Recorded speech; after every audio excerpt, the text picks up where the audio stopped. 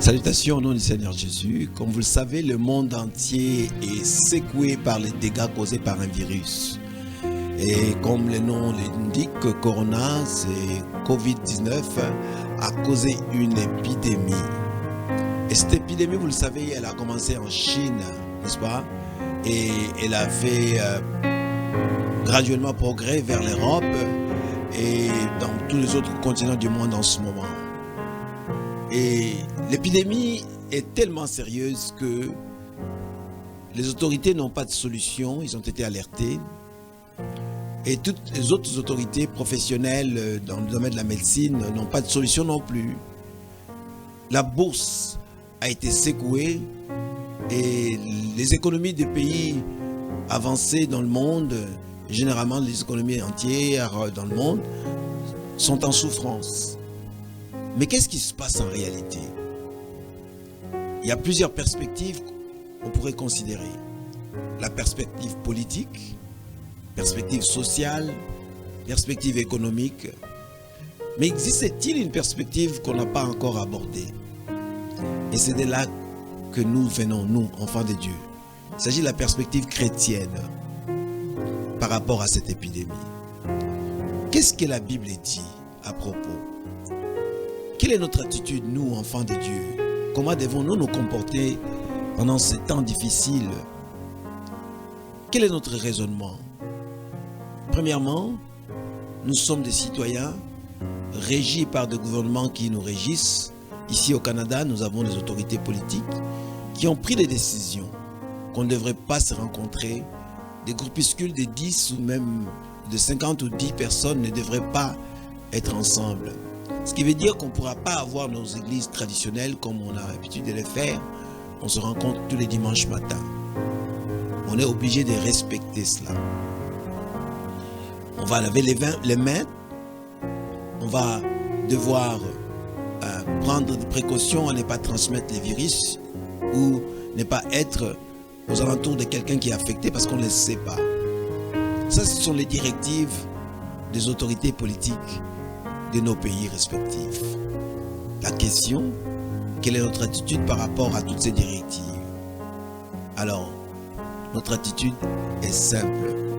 Nous devons respecter les ordonnances ou les recommandations des politiciens. C'est pour ça que nous allons rester dans nos maisons, dans nos foyers, dans nos salons, mais quand même suivre les cultes en ligne. Lisons la parole de Dieu. Qu'est-ce que Dieu dit à propos du respect des autorités? Dans Romains 13, versets 1 à 2, la Bible nous dit que toute personne soit soumise aux autorités supérieures, car il n'y a point d'autorité qui ne vienne de Dieu. Et les autorités qui existent ont été instituées de Dieu. Très important.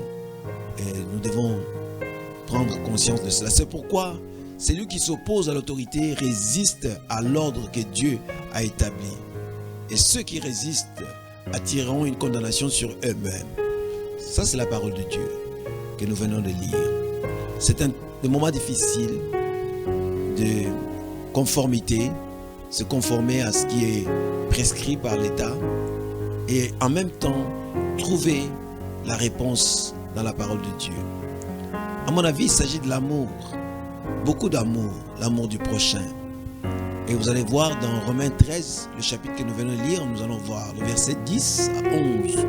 Il parle de l'amour. L'amour ne fait point de mal au prochain. En ce moment, on ne veut que du bien, faire du bien au prochain. Si on est affecté, on reste en quarantaine, s'éloigne des autres et on suit les directives. L'amour est donc l'accomplissement de la loi, voyez-vous. Donc, en respectant ce que les directives de l'État fait, nous sommes aussi en train d'exprimer de respecter la loi. Et au verset qui suit, on dit, cela importe d'autant plus que vous savez en quel temps nous sommes. Des moments difficiles, c'est des temps difficiles.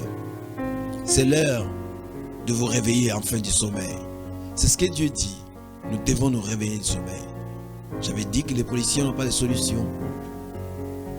Les économistes n'ont pas de solution. Les médecins n'ont pas de solution. Qui a la solution? Suivez-nous ce dimanche sur les antennes de notre église, église du plein évangile pour toutes les nations à Gatineau, dans la province de Québec, Canada. Vous avez l'information sur l'écran. Et car maintenant, c'est le temps du salut. Le salut est plus près de tous et de nous tous lorsque nous avons cru. Alors, nous allons rester chez nous. C'est la première fois qu'on le fait et ce sera respect aux ordonnances des autorités locales.